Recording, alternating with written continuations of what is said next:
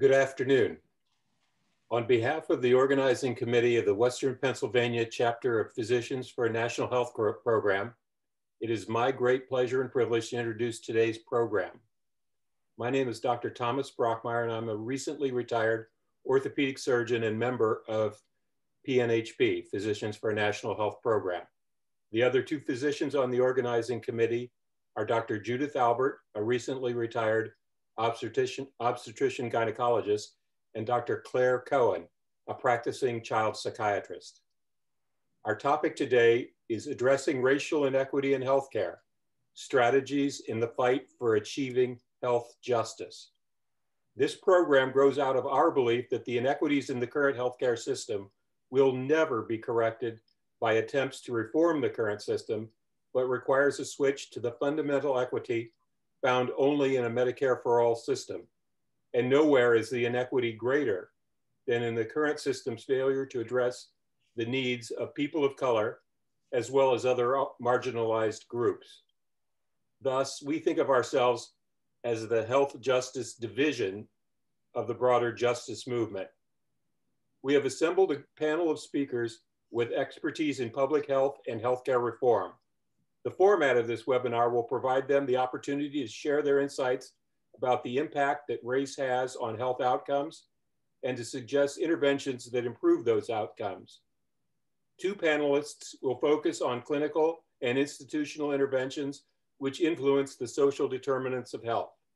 The other two panelists will focus on the ways in which Medicare for all will help to decrease these inequities. We will have an open discussion between the panelists regarding these issues, to be followed by a lengthy question and answer session with the audience.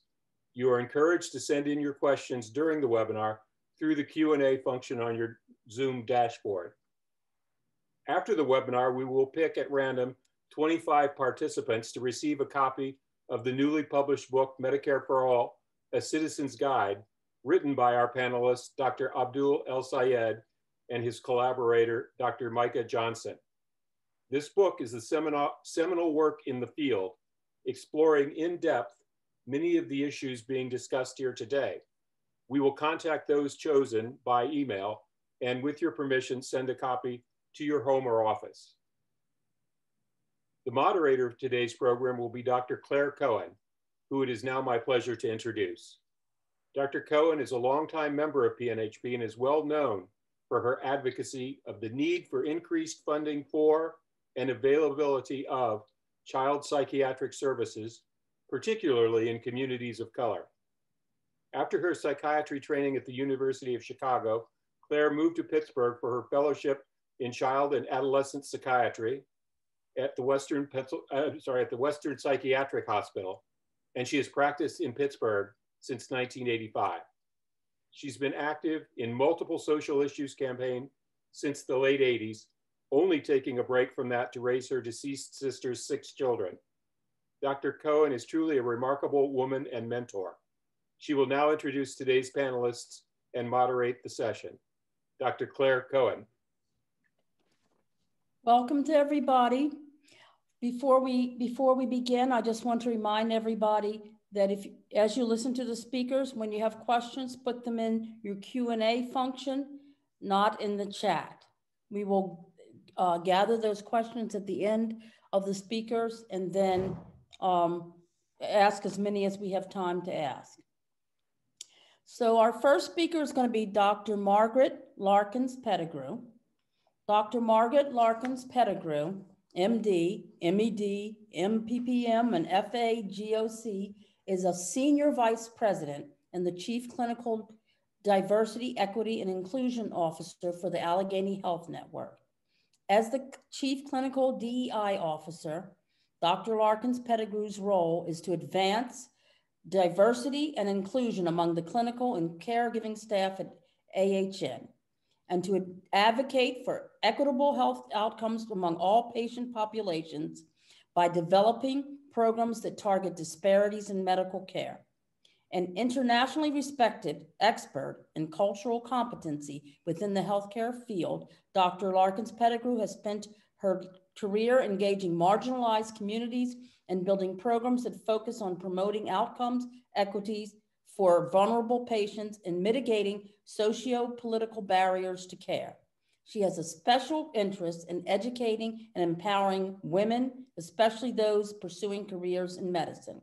Dr. Larkins-Pettigrew's clinical practice focuses on providing care to women living in low to middle resource communities with a clinical focus in the care of women living with HIV. Dr. Pettigrew, unmute. Good afternoon, everyone. And thank you so much for inviting me to present this afternoon and to share some of what I consider to be my own words of wisdom. Give me a platform, and I am going to definitely take it and use it to hopefully pursue and make sure that I am pushing the agenda related to healthcare for all, but specifically healthcare for women. So I live in the space of OBGYN, even though I am the Chief Clinical Diversity Officer. Even in that space, I'm always about the urgency. When you think about delivering babies and making sure we protect moms all the time, it is really all about thinking about how we do this very well, but making sure that we engage women, especially as we want to make sure they receive not only the care being accessible to them, but allowing them to access that care. And so OBGYN is very, very complicated. Of course, you know, OBGYN is a great opportunity to take care of women, which I think will take care of our society, because we're the people having babies and continuing to support all of the economic challenges that we have as far as workforce. But however, it is also very challenging because we think about pregnancy and what happens in pregnancy and how complicated it can be, even though we consider it to be a normal process. Even with women, we think about things like abortion, domestic violence, rape, and it goes on and on. Even taking care of women who are practicing different religions, we have to think about. What affects women affects all, and that is the political and social determinants that really result in significant political and social determinants of health. And then we enter this space thinking about how do we think about women who live in these low to middle resource countries and communities, working abroad, being responsible for an organization called One Door, which means that women should have all access to healthcare, quality healthcare, no matter what door. It's spelled W-O-N-D-O-R, no matter where they are, no matter where they are in this world, no matter where they are in this particular country. Working in international spaces for a very, very long time in South Africa, Swaziland, Ghana, Mozambique, and many, many places, I've come to realize that most people in all over the world look at how we treat women and how women take care of themselves and how they're taken care of in a health situation as the quality of a country. And so if you can't take care of your women and your children, then you are not taking care, you're not giving quality care to anyone.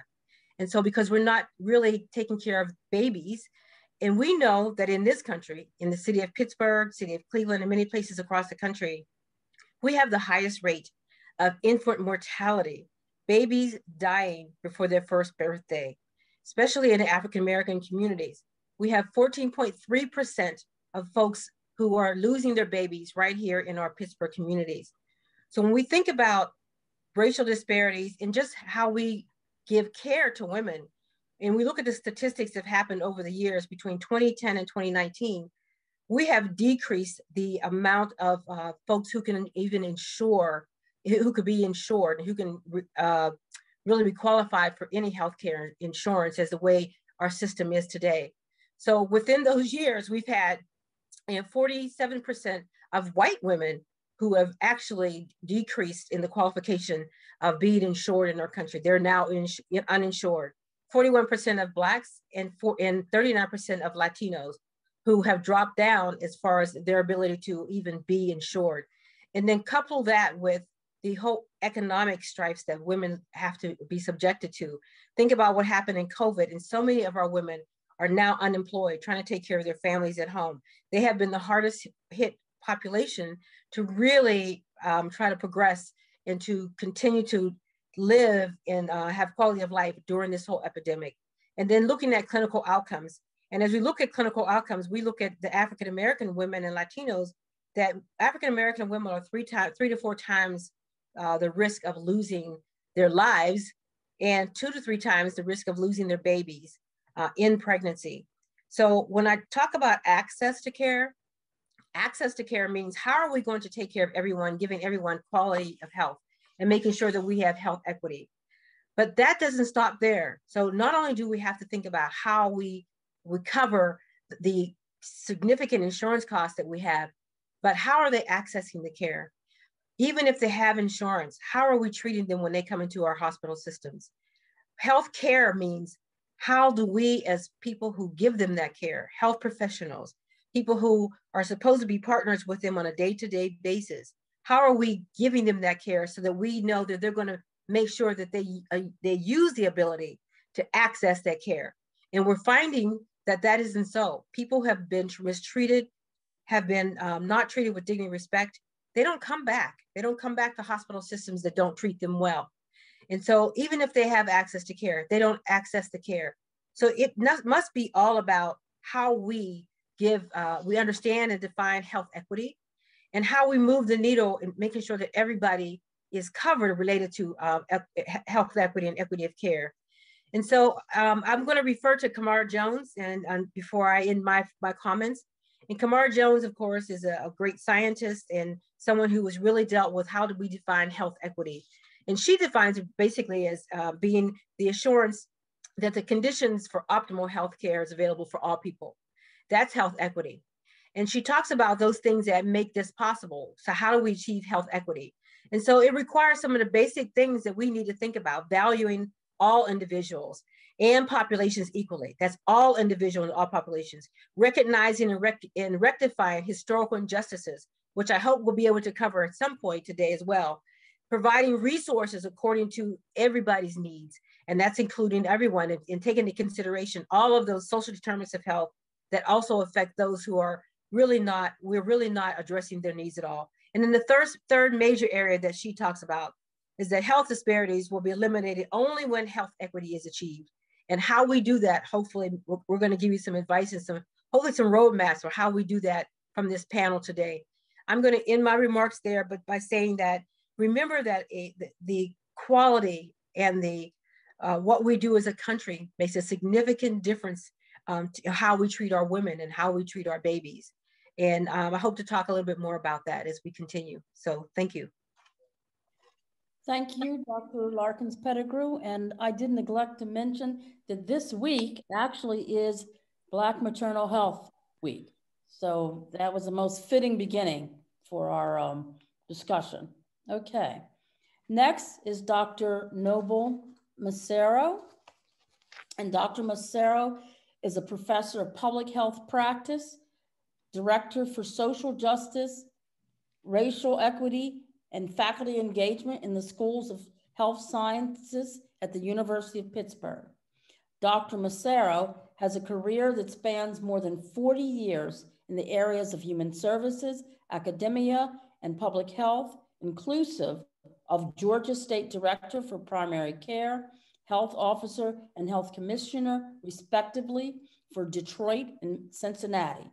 Dr. Macero's public health practice primary research interests are public health policy issues associated with the socioeconomic development of municipalities as they relate to social determinants of health, the health in all policies perspective, and the public sector role in achieving health equity for its citizenry.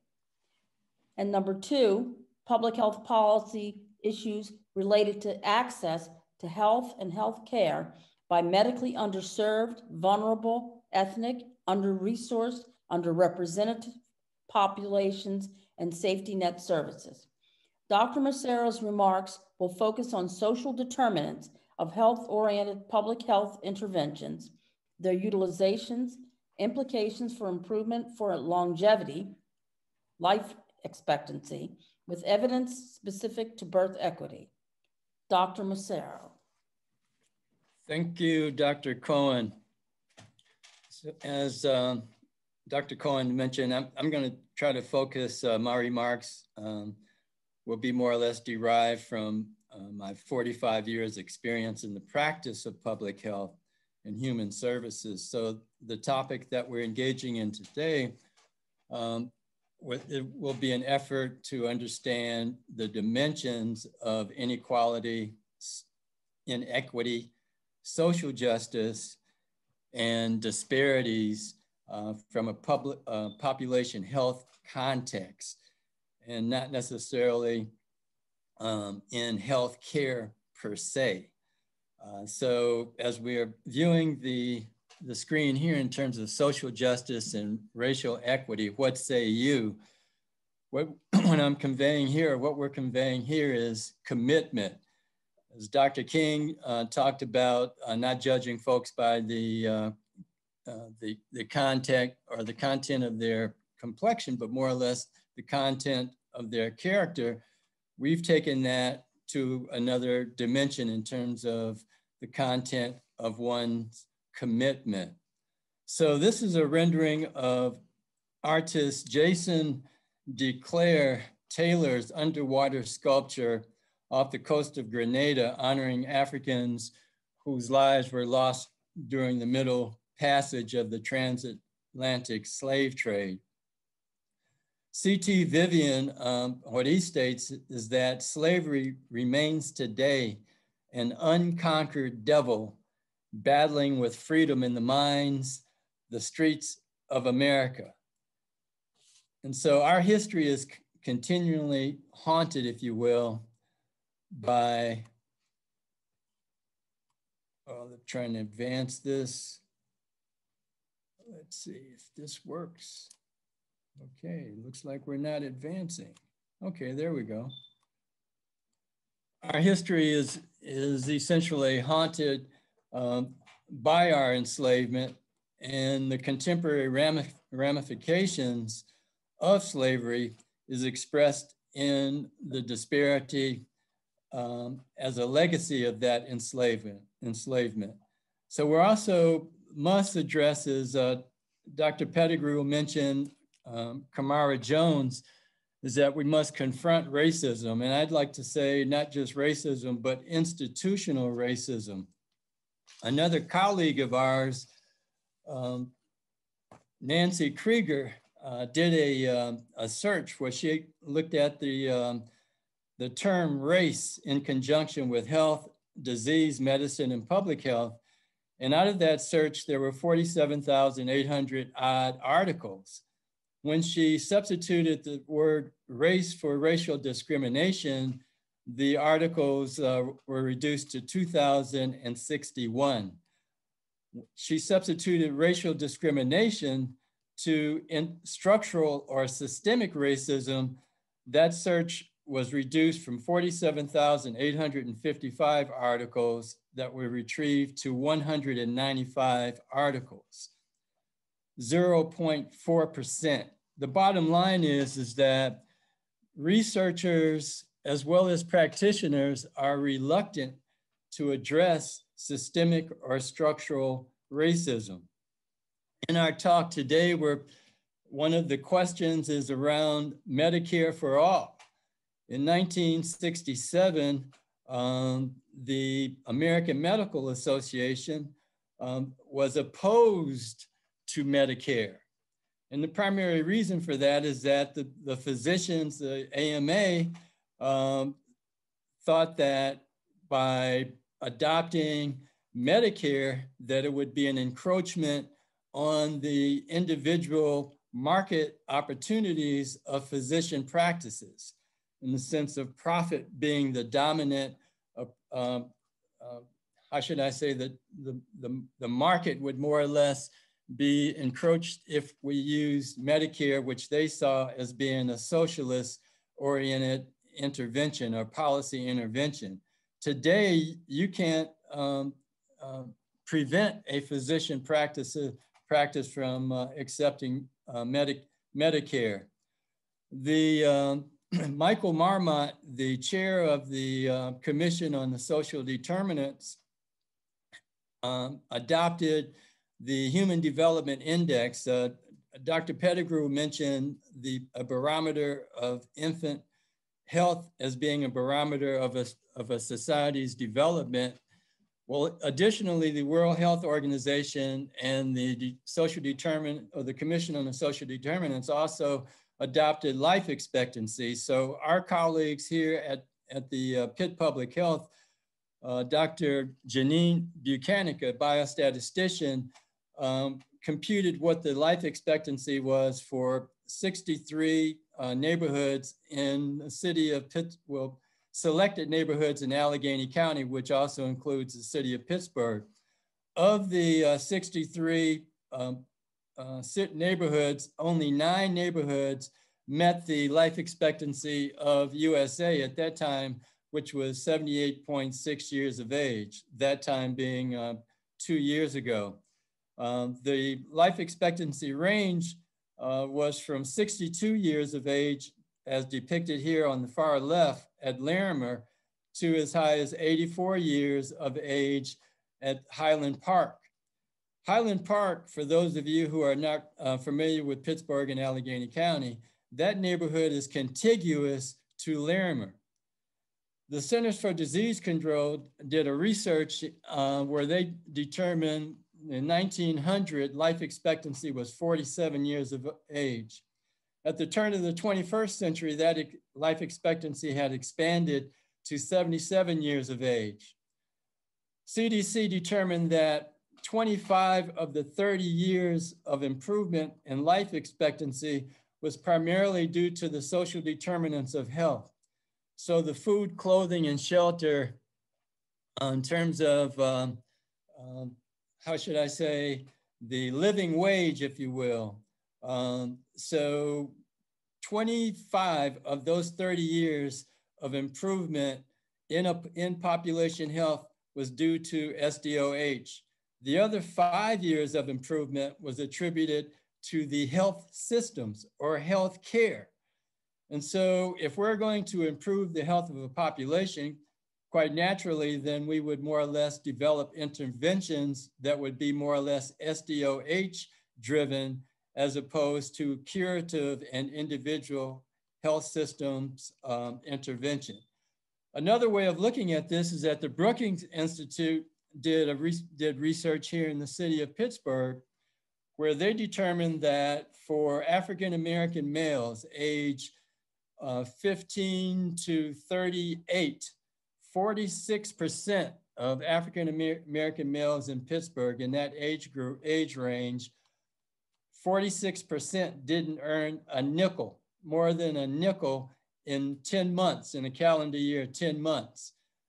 Additionally, the Brookings Institute also determined that if an individual acquired a high school diploma, then that high school diploma would more or less lead to 10 years improvement in one's life expectancy. So the bottom line here is if we're going to improve the health of a population, then the leadership in terms of government sectors, education, county execs, et cetera, we would put in interventions that would focus on SDOH so we could bring equity to the population, to what Dr. Pettigrew mentioned in terms of equity as being a human right and providing populations with the basic needs that's required to be healthy. Oops. And so let me just more or less end that by more or less focusing on the trial that's taking place with Chauvin, is that we should not just dwell on what has taken place in terms of slavery, but we should more or less, in the words of Raoul Beck in his documentary, Exterminate All the Brutes. What Beck says is that we must not only denounce slavery, but the consequences of those realities in our lives and life today. And so I'll just leave it at that in terms of directing our attention to the SDOH-driven interventions, and we can answer more specifically how that would be translated in terms of improvement of population health in terms of MCH later on.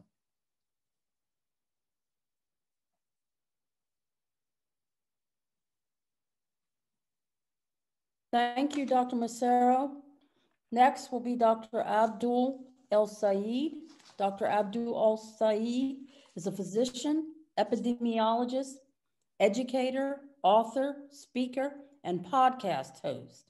His newsletter, The Incision, cuts to the heart of the trends shaping our moment.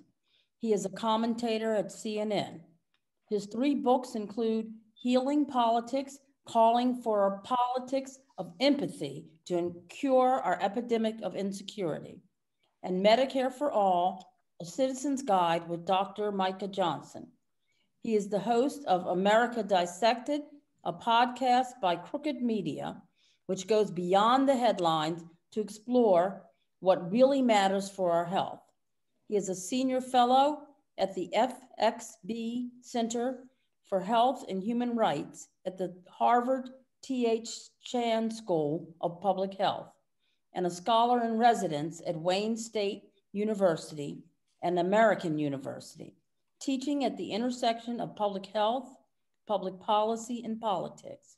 He is formerly the health director for the city of Detroit and a former candidate for governor of Michigan in 2018. Dr. Abdul El-Sayed.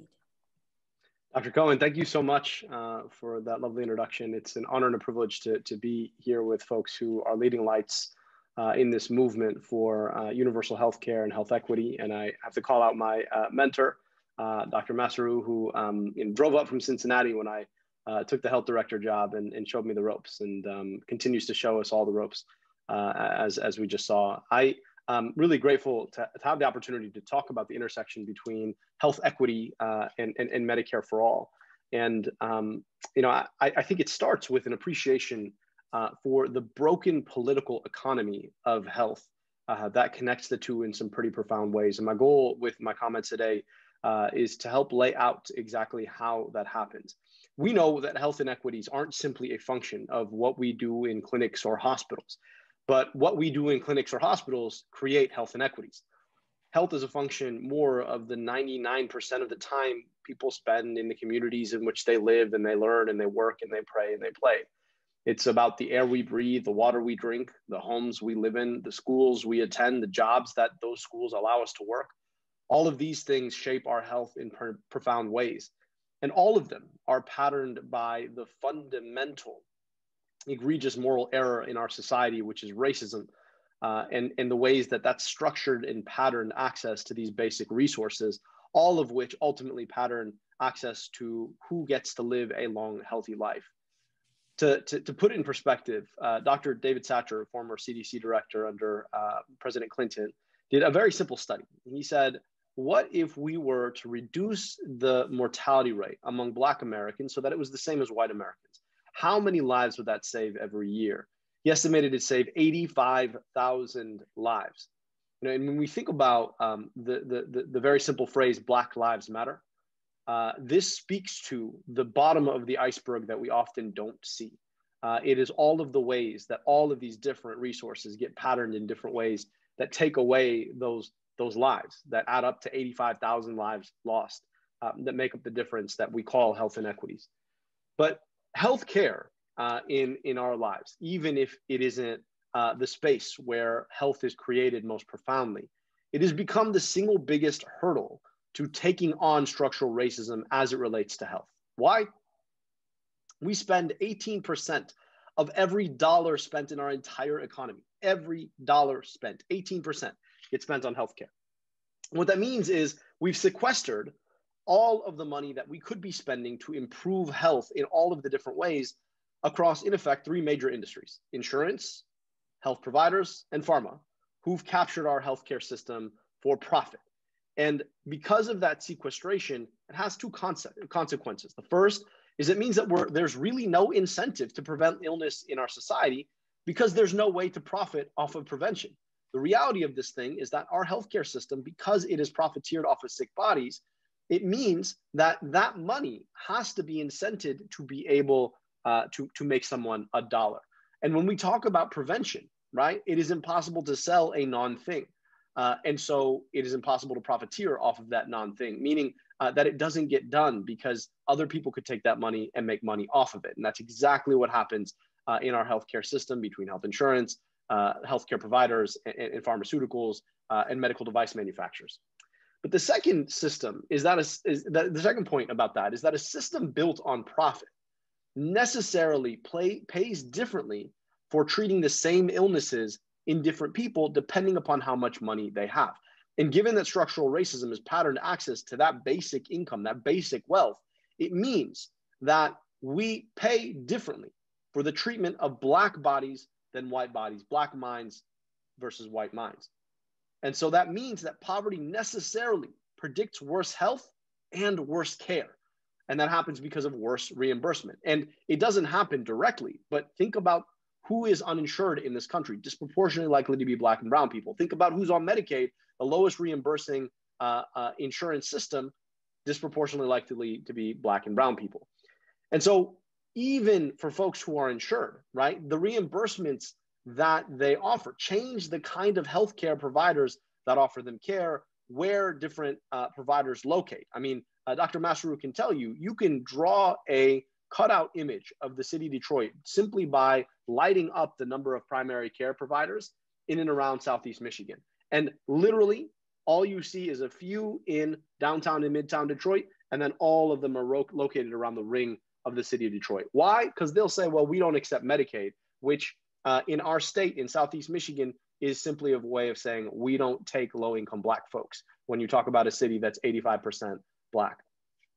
Not only that, but the systems that provide healthcare in predominantly Black communities tend to be bought up by for-profit corporations that run them focused specifically on margins. And then they end up doing things like failing to autoclave their surgical instruments, which is exactly what happened in the Detroit Medical Center in 2016.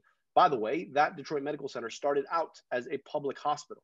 It then became a nonprofit hospital and finally got sold to a corporation and became a for-profit hospital, trying to eke out whatever margins that they can, in effect, profiteering off of low-income Black folks in the city of Detroit.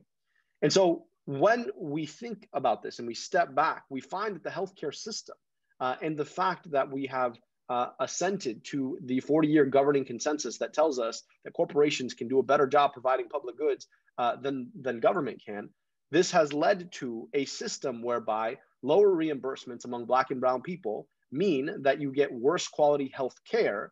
And because health care sequesters 18% of the entire American economy, it means that there's no money, no resources left over for prevention.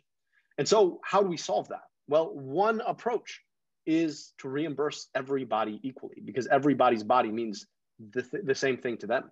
And if we were serious about taking on that moral responsibility, we'd be serious about Medicare for all. Medicare for all means that no matter who you are, the color of your skin, where you grew up, who your parents are, your body is worth the same. It commands the same in terms of healthcare reimbursements. And there is an incentive across the healthcare system then to care for you. But not only that, right? Because the US government becomes your insurer, the day you're born, the day you turn 26, the day you get a job, the day you lose a job, the day you get married, the day you get divorced, the day you turn 65, the US government has an incentive to keep you healthy across that point, because the money that is saved by investing in prevention is reaped on the back end by the same system. And so there is also not just the incentive to provide healthcare for people who are victims of structural racism, i.e. Black and brown people, but there's also an incentive to invest in prevention because it saves the same entity money on the back end. If we were able to do those things, perhaps we could pull more of our dollars out of the sequestration from private corporations looking to make a buck off of sick people and start investing them in the communities in which people live, learn, work, pray, and play, taking on those issues of investing in our schools, investing in our air, investing in our water, thinking about what it means to have access to a high quality job that pays a living wage, that puts a good roof over your head. These are the questions that we need to answer. And so I want to leave it there, and I look forward to a vigorous question and answer session. But we will not be able to take on the role of structural racism in shaping health disparities if we are unable to create fundamental equity at the point of insuring somebody's body. And it shouldn't matter the color of your skin. It shouldn't matter the income. It should matter that you are a human being and that you require healthcare. So if we start with that basic principle, it's very clear that we need a Medicare for all system, and it would have huge knock-on effects, reverberations across public health and healthcare.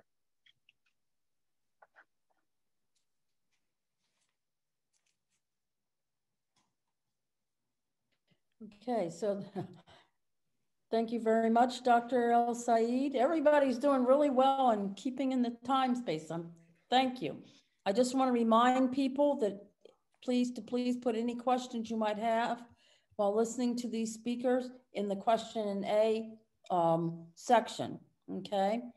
So last but not least, we have Dr. Susan Rogers. Dr. Susan Rogers is the president of Physicians for a National Health Program. She's a retired internist from Stroger Hospital of Cook County, but continues as a volunteer attending there. Prior to retiring, she was co-director of medical student programs for the Department of Medicine and received numerous teaching awards from medical students and residents. She is an assistant professor of medicine at Rush University, where she continues to be an active member of the faculty. Dr. Rogers received her medical degree from the University of Illinois College of Medicine and completed her residency in internal medicine at Cook County Hospital, where she served an additional year as chief resident. She is a past co-president of Healthcare for All Illinois. She previously was medical director of the Near North Health Service Corps, a FQHC in Chicago, and remained on their board for many years after she left her directorship there. Dr. Rogers is a fellow of the American College of Physicians and a member of the National Medical Association. Dr. Rogers. Well, thank you, Dr. Cohen, and I really am happy to be a part of this panel. This is quite an honor for me to be here.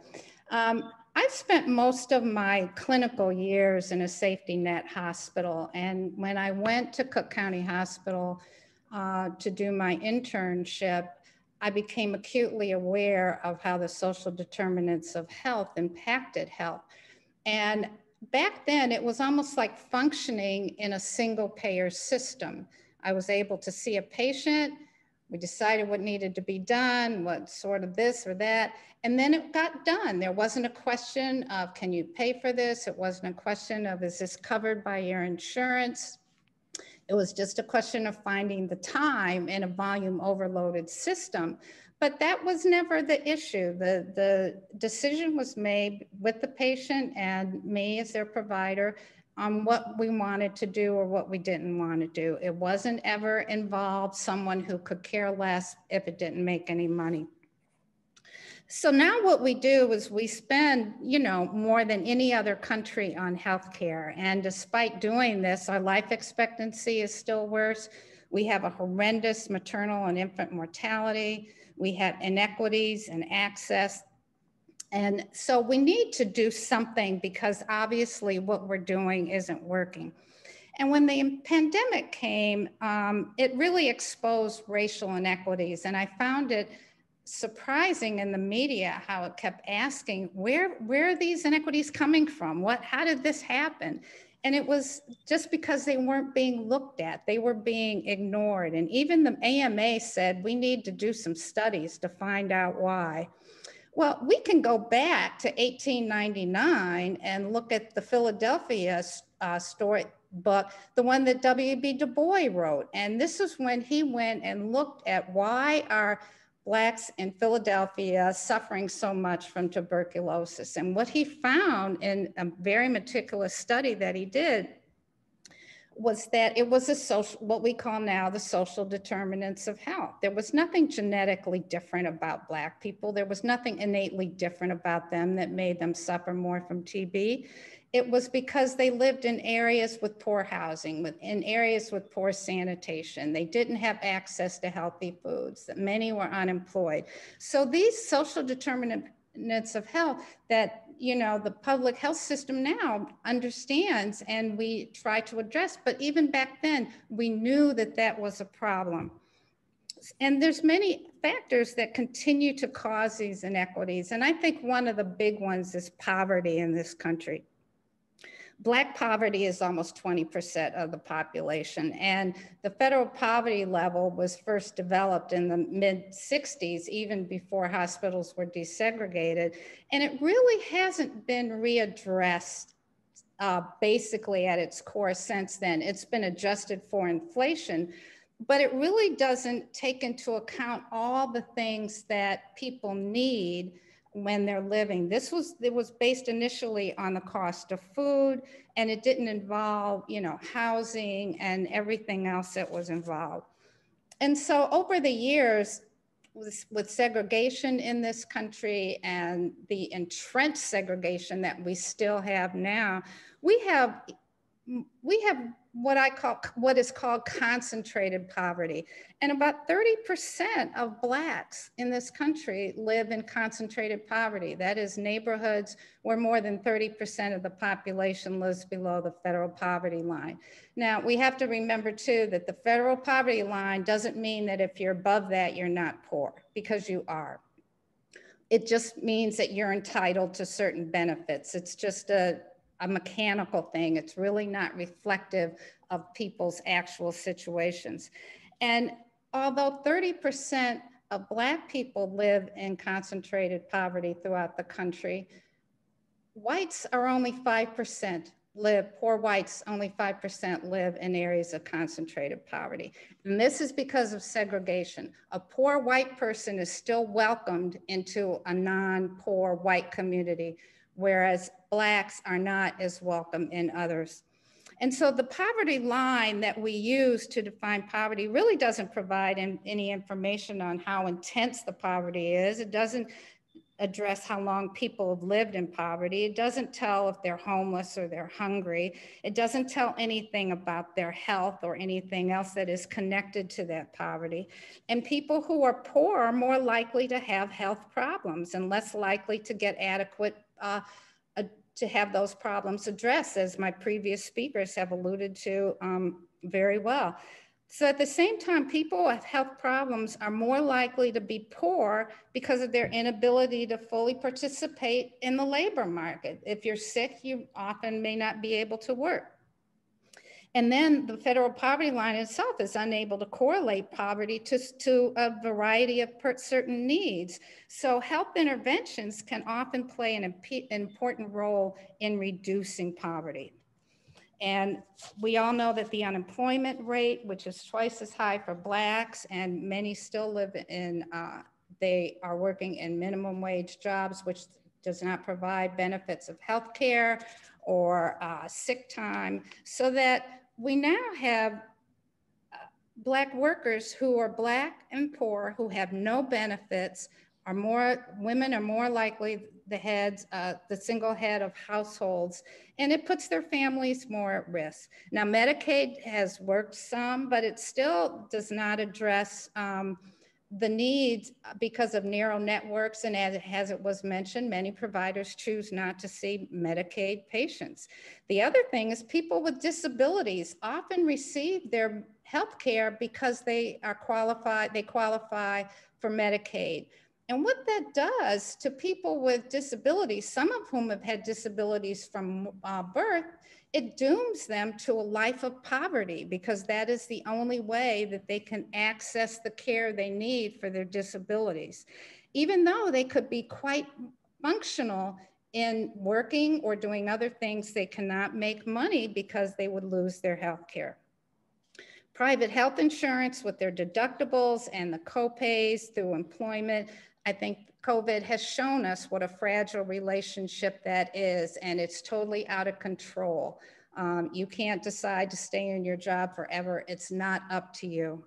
And private health insurance limits your choice with narrow networks.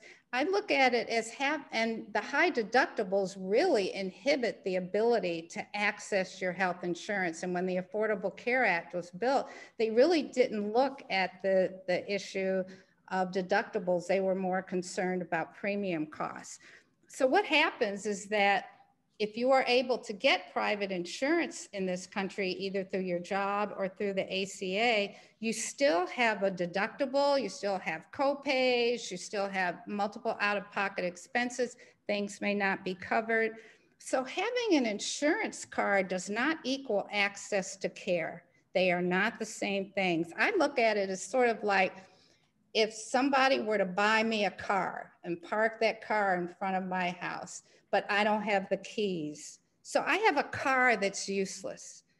The same thing is with an insurance card. You have that insurance card in your pocket and, oh yeah, I'm insured, I have coverage, but until you pay down that deductible, the insurance company isn't paying a dime for your care. And that's besides what you have already paid into the premium, which can be several $1,000s for a family plan. So when we're talking about improving care and we're talking about Medicare for all, we're talking about providing care beginning at birth to cover all medically necessary services without any out-of-pocket expenses. And the fact that we are covering all medical services, there's a lot of people in this country who still have the zero-sum mentality that if you get something, it's going to take away from something that I already have. But we're not cutting up the pie more. What we're doing is just making a bigger pie. And everybody still gets a slice of that pie. They still get the care that they need. And you would have a choice of provider, you would have a choice of hospital, you wouldn't be limited to networks, we could reduce drug costs. The other big thing is that we would be able to place resources where they are needed. One of the things that the pandemic also showed was that in low-income communities, about almost half of them do not have ICU beds. And hospitals that make their money on private often would not take transfers of patients who needed an ICU bed because of they wouldn't get the reimbursement they wanted. And this was why when CARES allocated money to help subsidize hospitals, the money went to wealthier hospitals because it was based on how much money they had made the year before, which if your patients are privately insured is clearly going to be more than if most of the patients in your hospital were Medicaid or Medicare funded.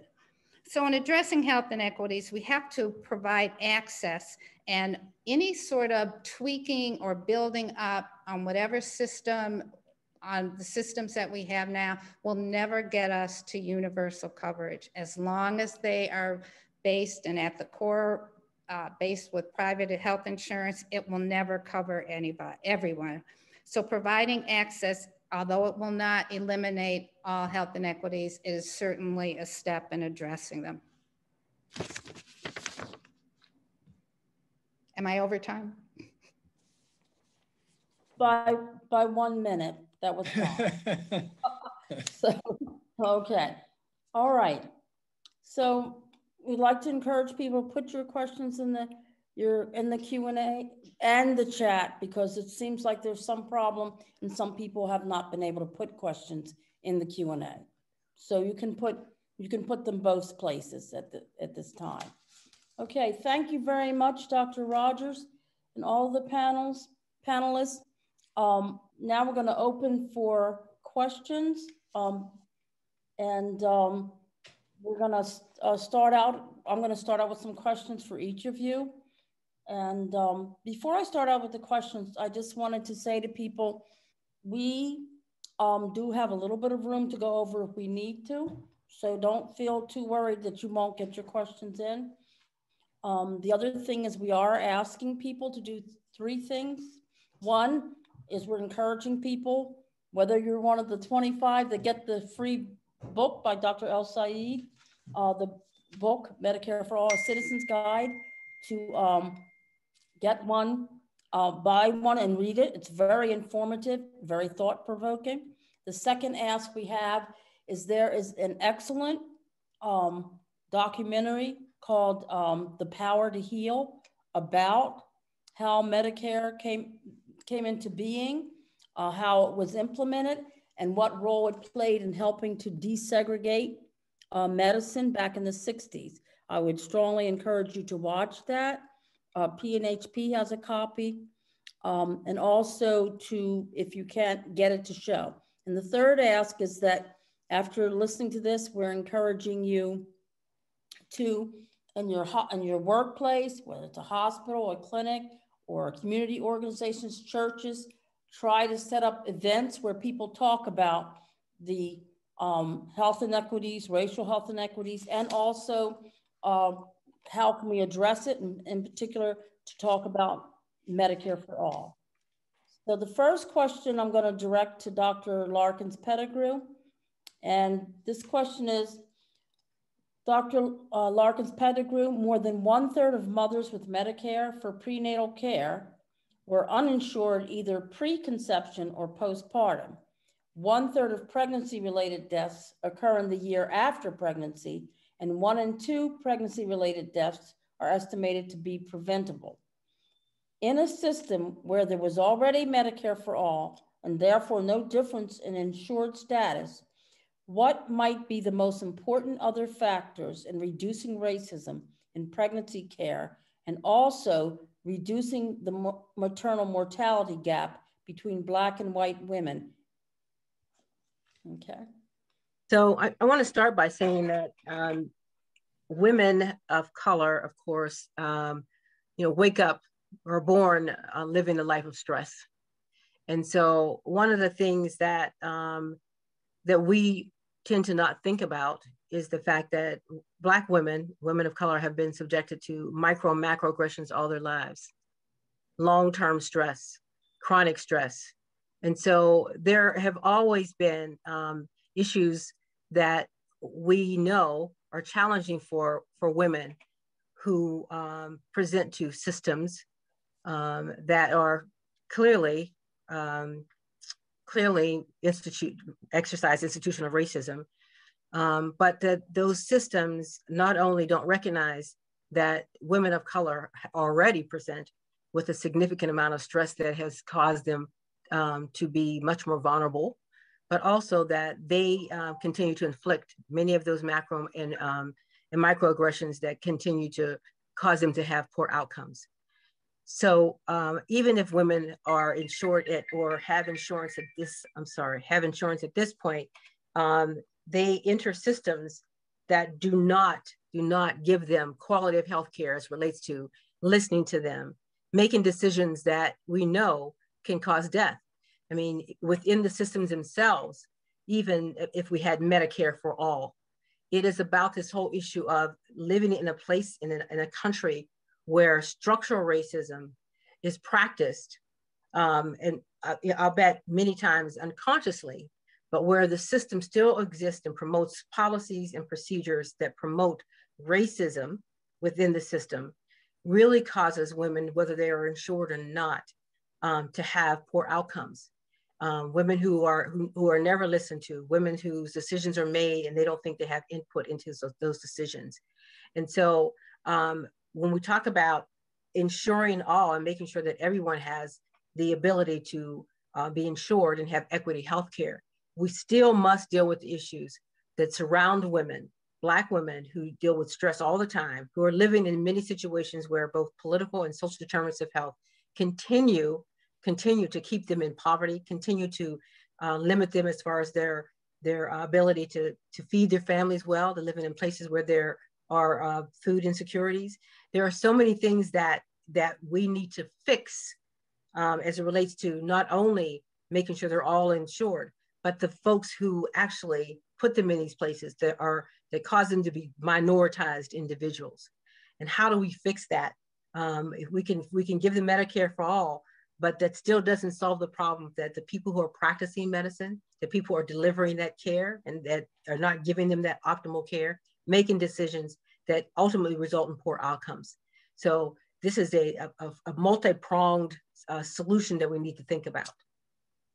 So any of the other panelists have any comments on what Dr. Larkins-Pettigrew has said before we move on to another question?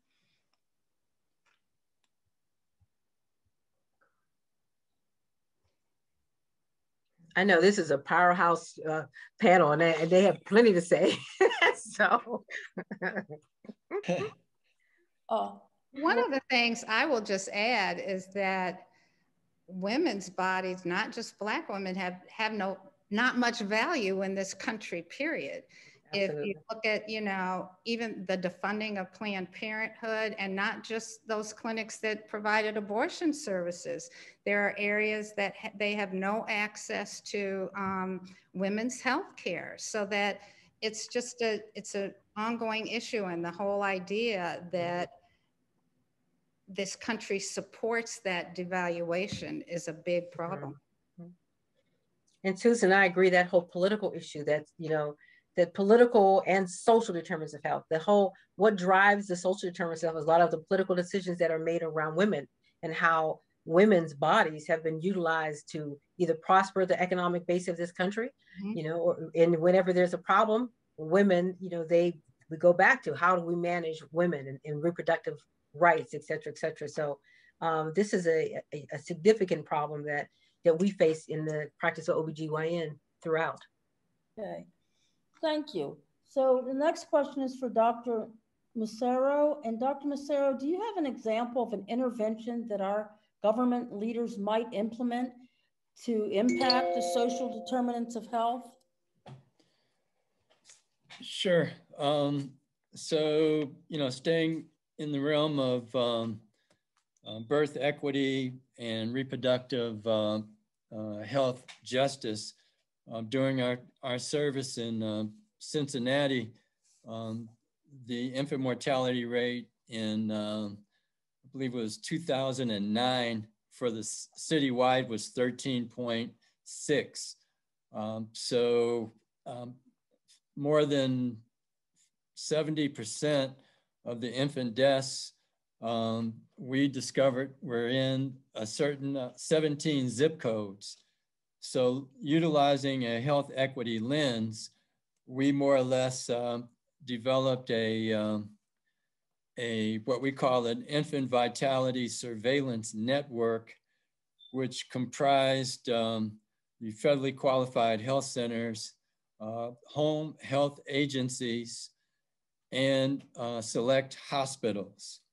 And the intervention that we put in place that was more or less SDOH driven in collaboration with our health system partners is that in those zip codes, whenever a mother presented in terms of delivery, that a mother in those 17 zip codes would receive 5 interventions: depression screening, breastfeeding, safe sleep education, were they on Medicaid, and whether or not they were enrolled in WIC.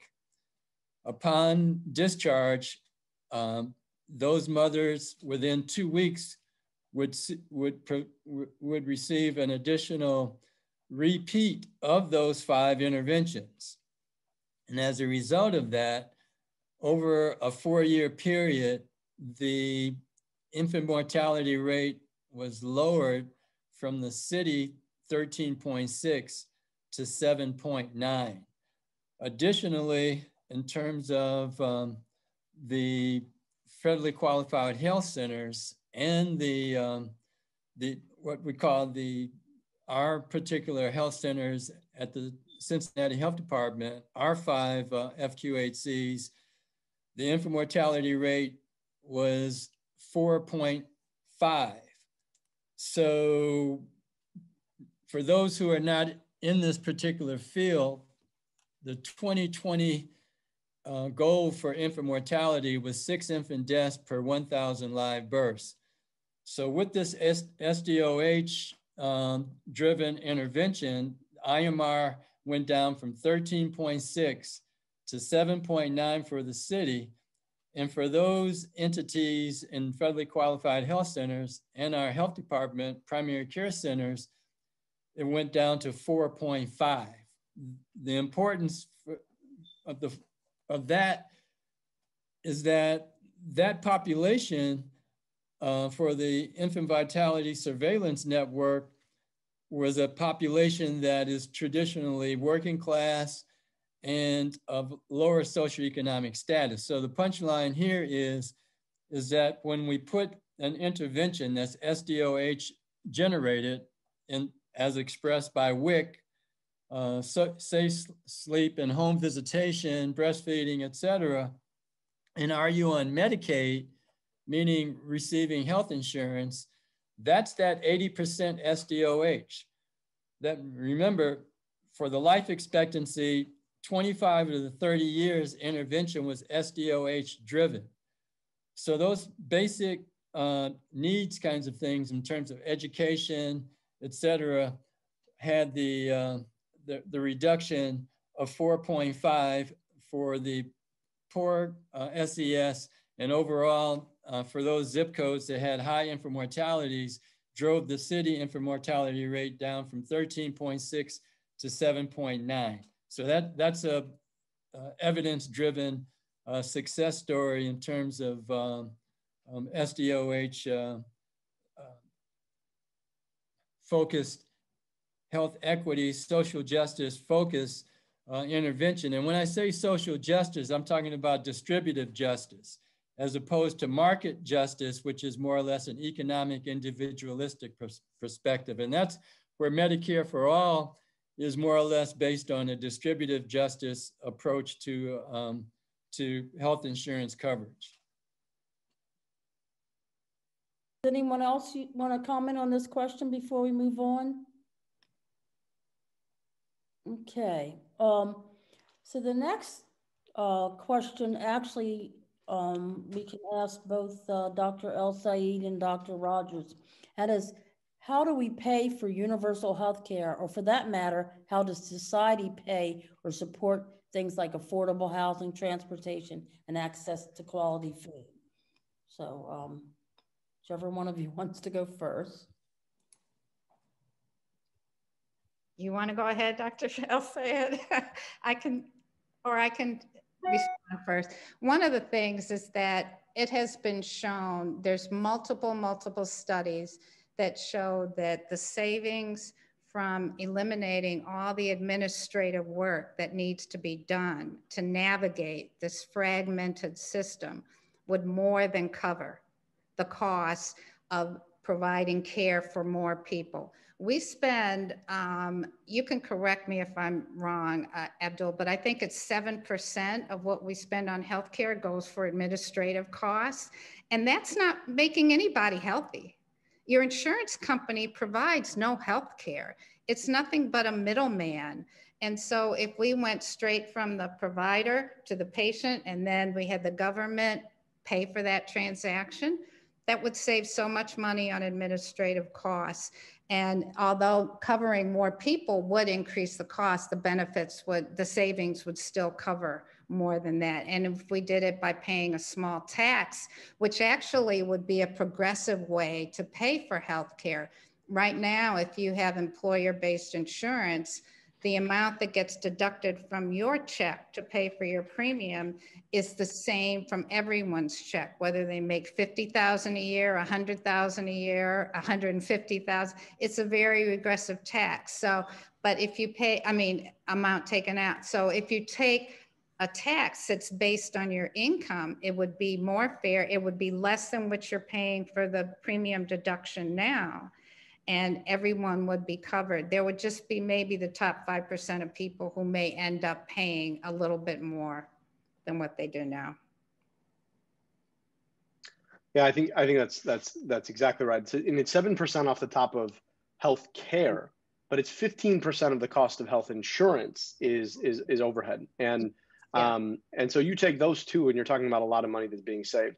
The other part of this, though, is a bigger question about how we pay taxes in America in the first place. And for a long time, corporations just haven't actually had their taxes either paid because of subsidies, or they've been able to exploit huge loopholes, and there has been no real enforcement on their taxes. And so, you get those folks paying their taxes, and there's a lot more money suddenly to start investing.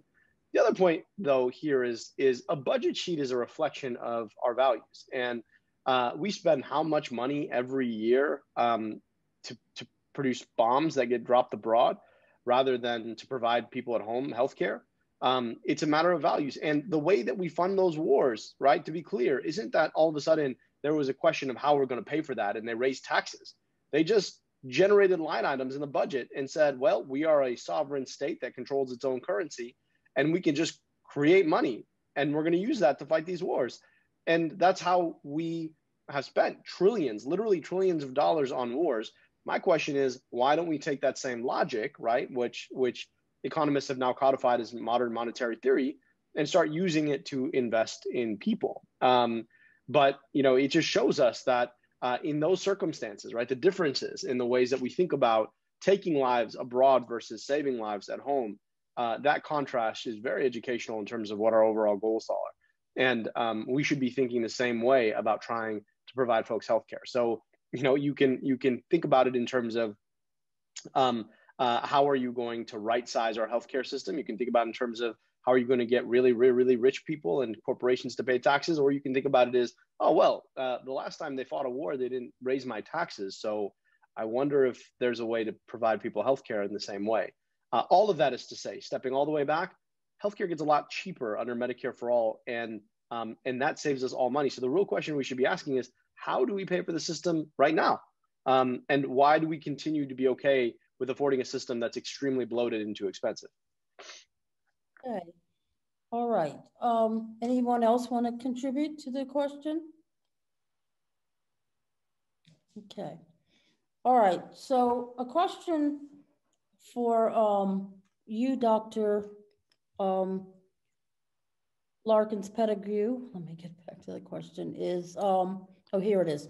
To what extent is Allegheny Health Network working with Allegheny County Black churches to support them in efforts to engage in preventive education and health practices? So thank you for that question. So I've clearly been there for 4 months, and I do have great news, since one of the things that I'm really concerned about is how we engage our communities and how we make sure that we stay in tune to how we define equity and how we approach the issues around equity by including those stakeholders who will help us make this happen. And so since I've been there, we have really reached out to multiple churches. We work with Thrive 18, Reverend Greg, who also heads a major section of the faith-based organizations. During the COVID, because of the COVID vaccine drive, we have worked with multiple churches throughout the entire area that AHN covers. And that's not only just the Pittsburgh community, but all the way up through area in middle Pennsylvania. So very, very actively involved in making sure that the faith-based organizations remain as the root or the core of how we reach folks in the various communities, not just African-American communities, Latino communities, our deaf population, our single-use populations, many of them and many of our communities that remain in their spaces of ethnic and racial practices really reach out to their faith-based organizations. And so we have been actively involved in setting up clinics at those churches and really engaging in, how we move this even further after COVID, how we even come out of this, really making sure that we have partnerships and how we can make sure that all folks have equity of care, especially these most vulnerable populations. Okay. Dr. Rogers, this is for you. Are there, we know that there is a bill before Congress, I think it's 1976,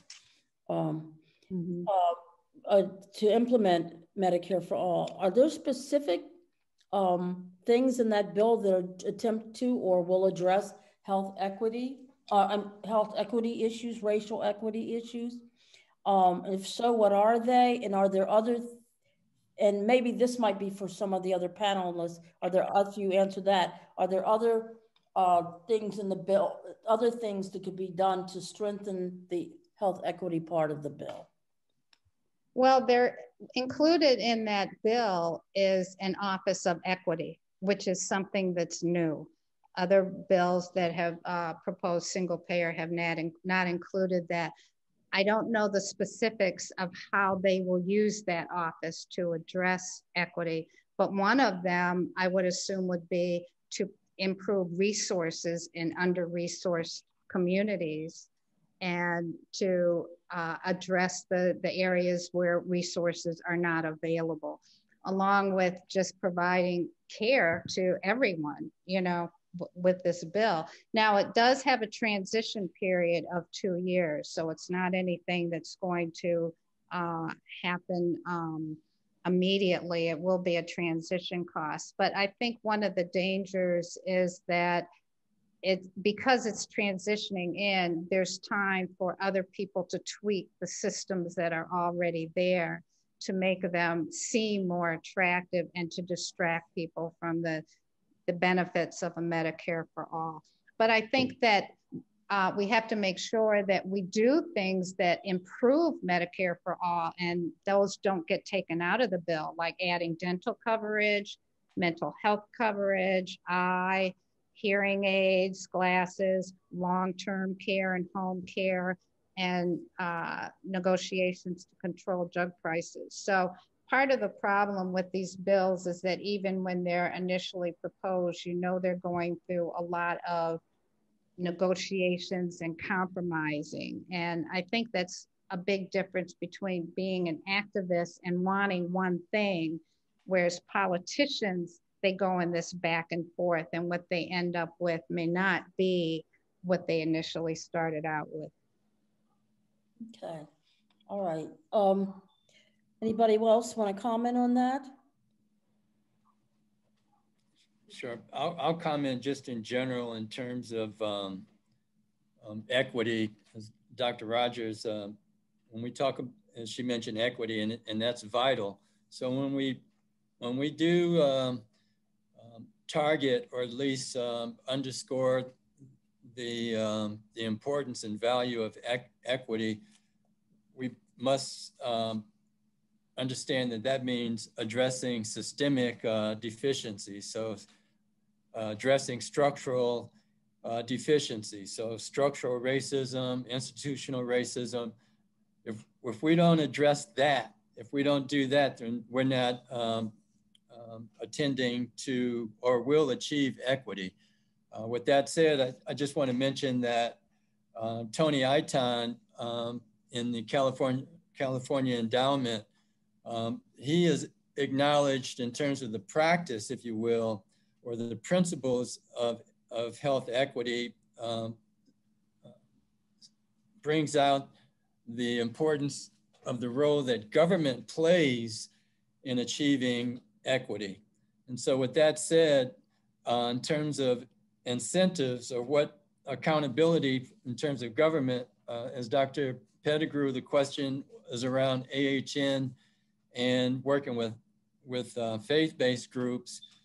We should take that question in a much more larger perspective as what is government doing to improve the health of the population of its citizenry. So if we're talking about the county executive, we're talking about the mayor or the superintendent of schools, our citizenry should make accountable what are our government, what's the government sector's responsibility and role in addressing that 80% in terms of the social determinants of health. So specifically around the life expectancy piece, I mean, that's real, but also in terms of education. I mean, so there are real metrics that we can hold our government sector leadership's responsibility in terms of achieving different metrics. I mentioned the reduction of infant mortality to 4.5. In 2020, the goal was 6.6 infant deaths per 1,000. Now for 2030, it's 5.8. So if we have a sector that's not addressing that, and there's real achievements that can be done, then we should be looking at replicating those types of interventions that have proved successful. And I'll just be quiet after this one other observation is in terms of Jeff Bezos. Jeff Bezos, when he was putting out this call or solicitation, if you will, for headquarters, many municipalities and government jurisdictions provided so many types of incentives, inducements, tax inducements, et cetera, for Bezos, for the Amazon to put a headquarters in their respective community. Well, if we have food deserts, if we have education deficiencies, and why can't we use that same type of incentives for local businesses like Giant Eagles or Kroger's, et cetera, which does several things in terms of providing, addressing those needs around food insecurity. And then in terms of education, the same thing. So let's look at the infrastructure bill that Biden is putting together, is that we want to make sure that we have people who live in those communities, that they earn that $15 to $20 living wage. So when we're talking about the deconstruction in terms of lead service or replacement of the lead service lines, that we see people that look like those individuals where that construction is being done in those communities. So I guess this would be directed to both, to Dr. El-Sayed, and maybe Dr. Rogers could also chip in.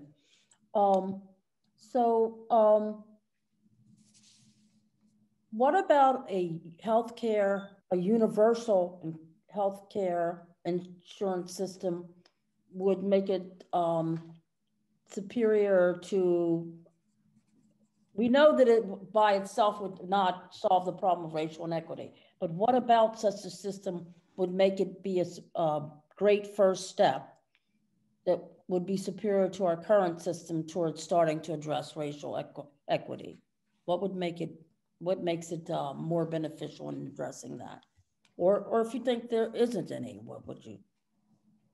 Yeah, well, I'll try and reiterate the points that I tried to make in my talk. The first is that we have a stratification problem in our society when it comes to patterning access to healthcare based on income, and because we pattern income based on race, we pattern healthcare access based on race. And the way that we take that on is to create a system that provides every single person the same access to health insurance. Now, health insurance is not full health access, right? It takes a lot more than just insurance to be able to see a doctor that you trust, who treats you with respect and dignity.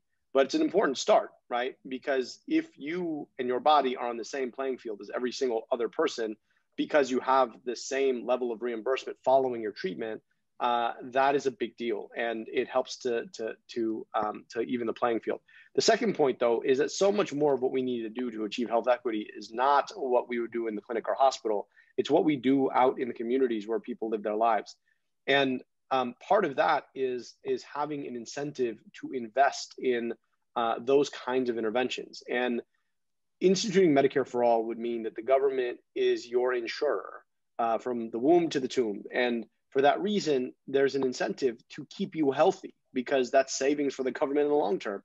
And so by evening that out, right, there is a lot more that we could do in communities to keep people healthy in the first place. And the reason we don't do it now is because we have 700 different insurers. And by the time a lot of those investments in prevention pan out, people have long since moved insurers or aged into Medicare.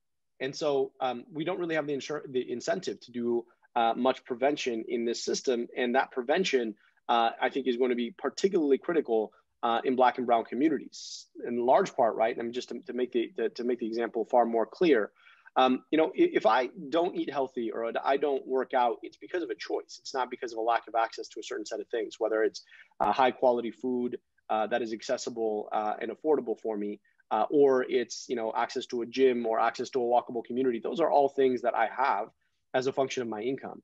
The difference, right, for lower income folks is that access to resources to buttress yourself from the consequences of your community are far more minimal. And so if you don't live in a walkable community, or if your community may not be as safe after dark, your ability to go walk, as much as any doctor might tell you, is very limited. If you live in a community like Detroit, where only 40% of people have access to a car that is that they have regular access to, or can afford their insurance, or can afford gas, and live in a community that's 138 square miles, where the closest grocery store may be several miles away, that access is a real problem. And so, you might say you need to eat healthy. Well, if If a liquor store, that sells fried food, or a McDonald's is a closer option for you,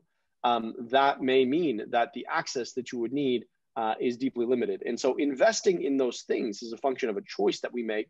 And that's a function of having an incentive on the part of those who have an incentive to keep you healthy to do that thing. And Medicare for All would do that because the government has an incentive to invest today, right, to bear out the cost of that over the long term. So those are just two mechanisms.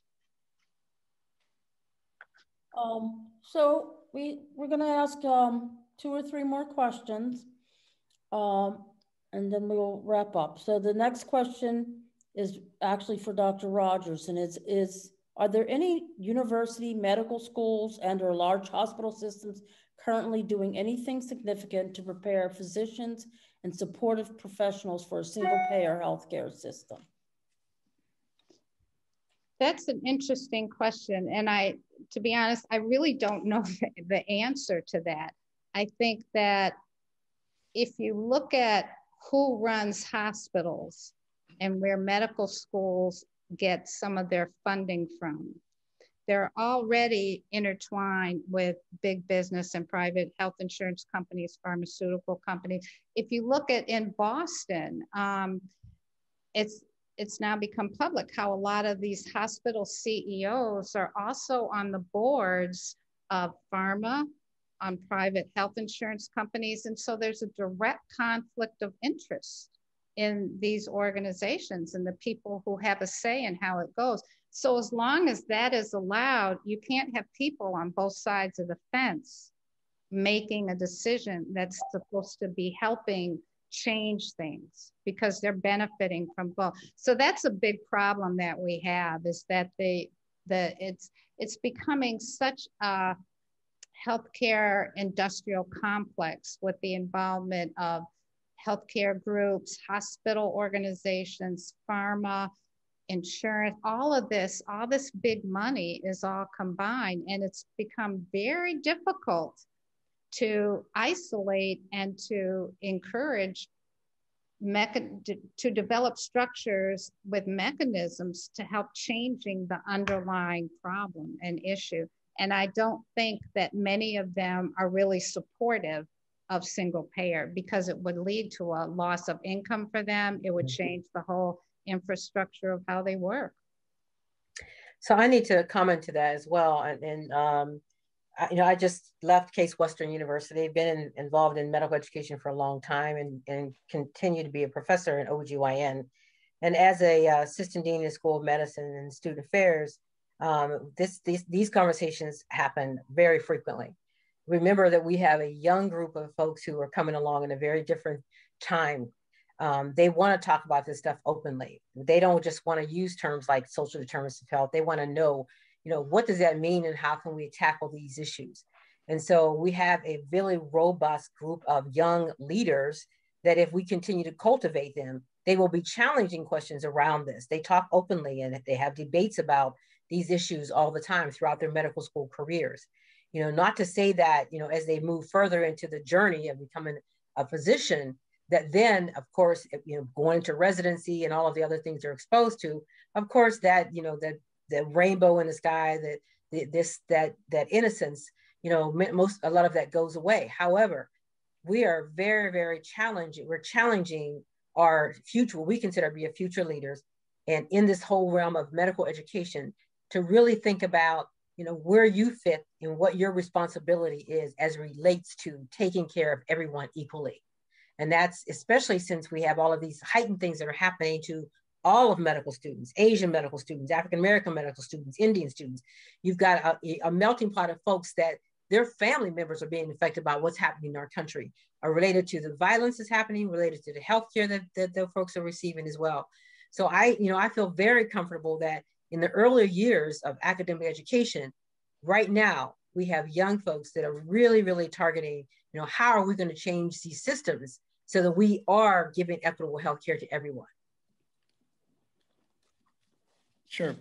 I'd like to comment on that as well, since I'm affiliated with the University of Pittsburgh Schools of Health Sciences. Our Senior Vice Chancellor, Anantha Shaker, has more or less provided the opportunity for yours truly to develop a social justice fellowship. And additionally, we have formalized the SDOH as being a component or an enriched amendment, if you will, to the medical, the Dean's research program, of which medical students engage in through their 4-year experience. So there's a SDOH enrichment component that has been developed for that. And then additionally, a colleague, Loretta Mateo, with pediatrics at the Children's Hospital here in Pittsburgh. Together, she and I have developed an elective on social justice. So this is being formalized, this being SDOH and social justice is being formalized in the medical education experience, of which my colleague, Pettigrew has an affiliation with one of my colleagues, Margaret. So we're doing some work over there in terms of medical education, but it's not it's not separate and distinct from the hospital systems dimension as well, because as Dr. El-Sayed probably knows, that the SDOH, there are incentives or disincentives or health systems being dinged, if you will, if they do not provide an SDOH review or intervention in terms of their patient population. So that's an opportunity there for hospitals to improve the patient care. For example, a client or a patient that is challenged in terms of housing or nutrition or transportation, if health systems don't address that, then they can be dinged in terms of their reimbursement. So that's another incentive, if you will, for hospitals to address the SDOH dimension of that equation. Okay, so another question that's kind of related that has popped up, and this will be the next to last question, but it popped up probably in response to what we're talking about now, is it's clear that we need more Black and brown health providers. So how might Medicare improve Medicare for all? What role can it play in helping to increase the numbers of health providers of color, if any? And what other things can help to increase the number of healthcare providers? What other policies and changes can help increase the number of healthcare providers?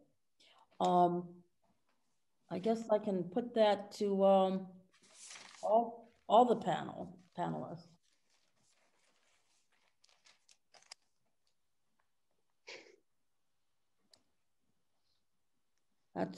That's a challenging question, isn't it? I think it's challenging because, you know, we know that, you know, of all of medical schools in the country, there's only 8% of underrepresented minorities who graduate, only 8%. And half of those are African Americans and Latinos. And so all the institutions are really, really fighting to get more underrepresented minority physicians into their systems. That's an issue. It's an issue because we have to look way back and think about, you know, why do we have such a disparity in the folks who are even given the opportunity to go to medical school or to go to any of the health sciences. And it starts very early in the pipeline. And we go back to the issues of poverty and people who are living in poverty who are faced every single day with not only, you know, just eating and working, you know, healthcare as well. It's a challenge very early in the lives of young people that we hope to develop and to allow them to live their full potential. It starts in those communities where we're challenged with all of the things we've been talking about. You know, if you don't have great healthcare, if you don't have you know, great transportation, if you don't have great working environments, you know, for parents, it also is that same way for children that we hope to, you know, actually cultivate in order to go to medical school.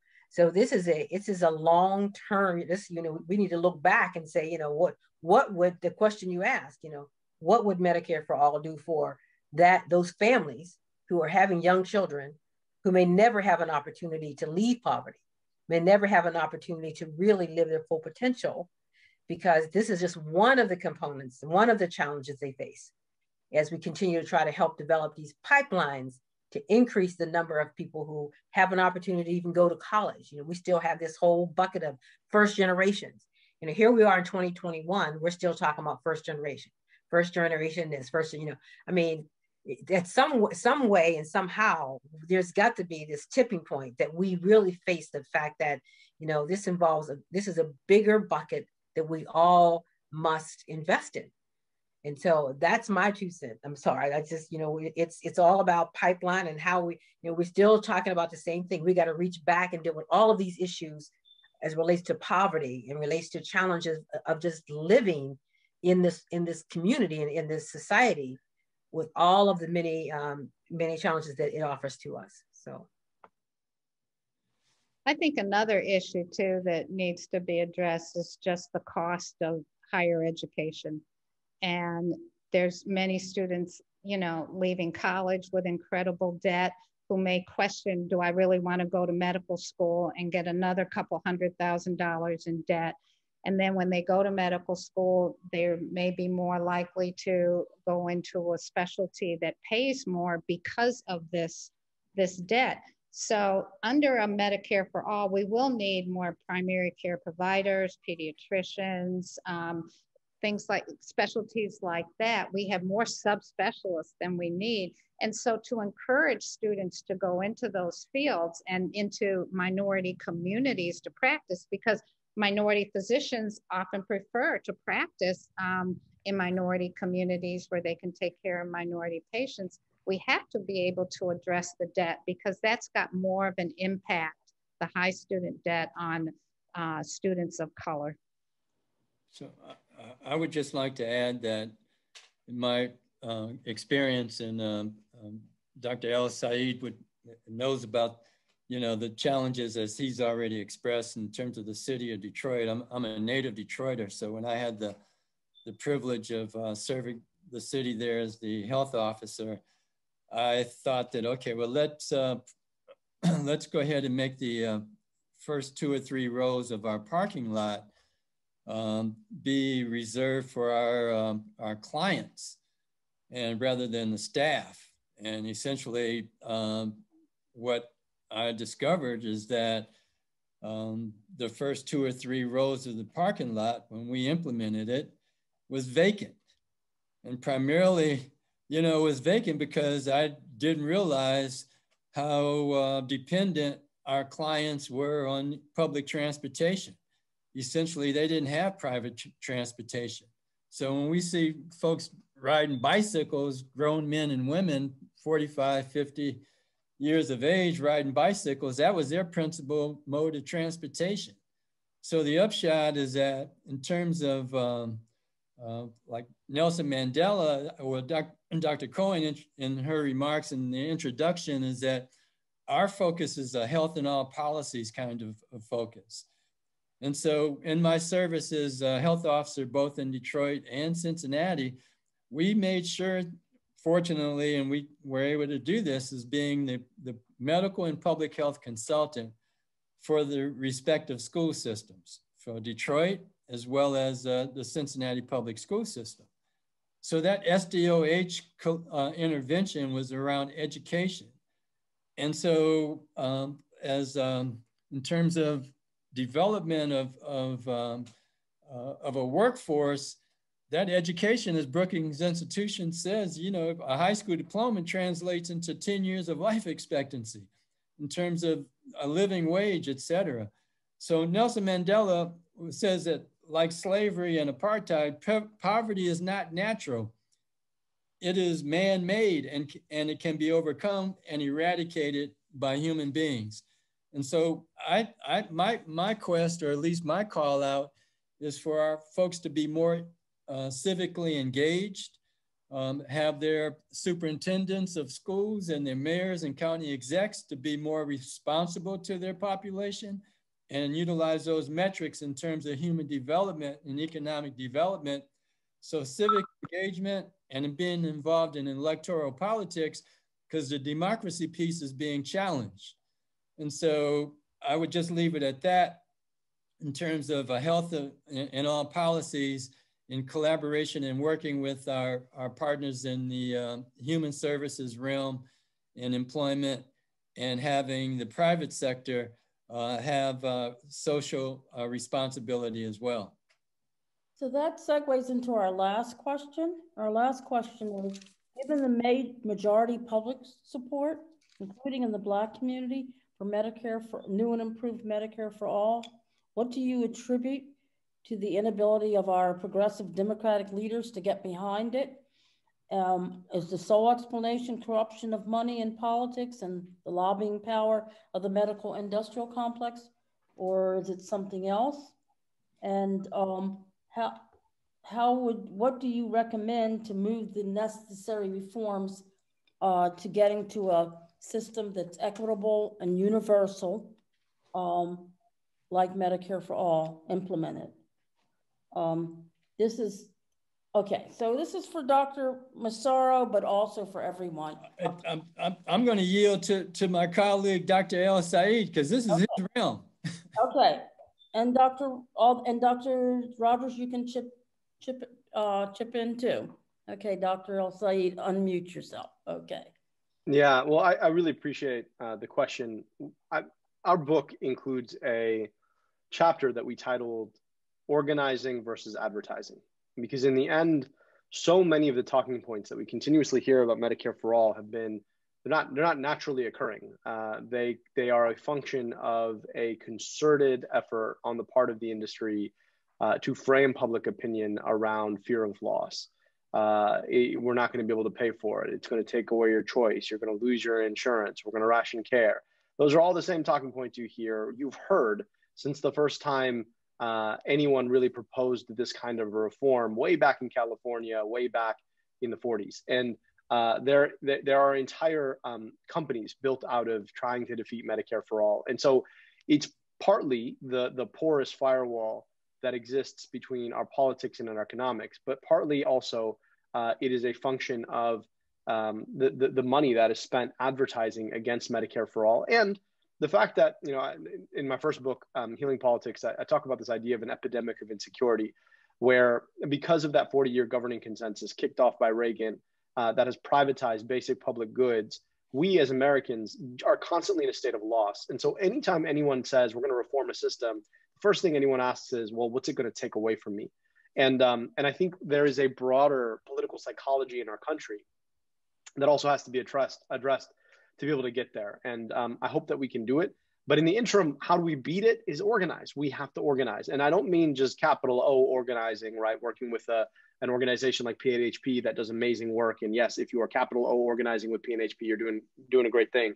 But it's also lowercase o organizing. And it's having conversations with your patients and your friends and your family members and your loved ones and the people in your community. Because if I had to choose between one person talking to 1,000 people or 1,000 people each talking to one person, I'd pick 1,000 people talking to one person. That relationship, that trust that is built really matters. And so I think all of us are going to have to do the work of inuring ourselves and the people around us to those talking points, to that fear mongering that has defeated so many fights for Medicare for all in the past. But I just believe that, you know, the overreach by the industry has gotten so egregious that at this point, it's just a matter of when, not if. With that, I hope you'll forgive me. I have to jump off at a 5:30 I had to get to, but it has been a privilege and an honor to be with such incredible folks. I'm so sorry that I have to jump a little bit early, but I'm really grateful to have been able to join you all. Thank you very much, Dr. El-Sayed. I'll let Dr. Rogers end, and then we're going to let people know about some links, important links. And actually the links are in the chat. They're to the new bill and to a number of other things, including studies on cost, of different systems, including Medicare, comparing Medicare for all and other systems. And are there any other links? And then PNHP, a link to PNHP and its position on this issue. Okay, Dr. Rogers. Yeah, I'd just like to, reemphasize what Dr. Pettigrew was talking about with the younger people getting into healthcare and being a new voice. And I think that their energy and their passion is something that has to be siphoned into, working with this, so that, because that's who will listen to nobody. I mean, I'm old, my kids don't listen to me anymore either. So, unless it's to take care of their kids. But I think we have to, because they're the ones who are going to be directly impacted by this more as the years come on. And they're going to be dealing with patients who are going to be getting more and more disenfranchised from the system we have now, because it's not sustainable. Access is going to decrease because it's based on money, and the gap is increasing. So we really do have to siphon that group and amplify their voice whenever we can, and provide them those opportunities, and also take care of wherever we are, whether it's meeting a friend for lunch or whatever. It doesn't have to be a medical conference or a medical interaction. Just reemphasizing why we need this, because it is something that affects us all. It's not an isolated pocket of some problem we're trying to address. It's a problem that affects everyone, and we have to really make people understand that no matter how well you are doing now, we don't know what our healthcare is going to be tomorrow, even if we do all the right things, and we have to be protected. If I may, before we close, Dr. Cohen, it would be remiss if I didn't lift up my colleague, Dr. Pettigrew, because as she noted, she's been here 4 months. And I can just attest in terms of her presence with the Allegheny Health Network, in terms of what's taking place there. There's an active face in terms of being involved in the community, in terms of health equity and social justice. So so I just wanted to acknowledge the work that she is doing there to inculcate a culture of equity and social justice that's not just within the walls of AHN, but extends out into the community. So I just wanted to state that. And so I'll leave it at that. So I'd like to thank all of our panelists today. I hope it was a stimulating and thought-provoking discussion for those of you who attended. I would like to end by saying that certainly we all know that medical costs and debt are part of a major problem in our country today. These debt and costs create economic deprivation that contributes to poverty and contributes to housing and food insecurity, and it contributes to poor health and environmental racism. So our feeling, PNHP, is wouldn't it be better if we had a universal system that covered everyone, that was equitable, that was based solely on what people's healthcare needs were, rather than on profit?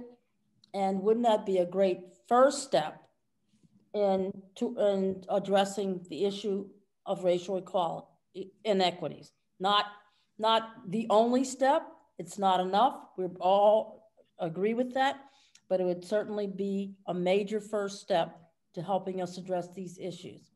Before you go, we encourage everybody to look in the chat. We have a number of links in the chat. Once again, we have a link to PNHP's program, Medicare for All. We have a link to the Medicare for All book that Dr. El-Sayed has written. We have a link to the current bill in Congress. And we have a link to at least one journal article that discusses that compares the different health systems, the different and their cost effectiveness, and the social justice equity. So I'd like to thank everybody. Before you go, remember this, we're asking you read Dr. El-Sayed's book, Medicare for All. Tell other people to read it. It's a very thought-provoking book in terms of contributing to the discussion of how we provide health equity.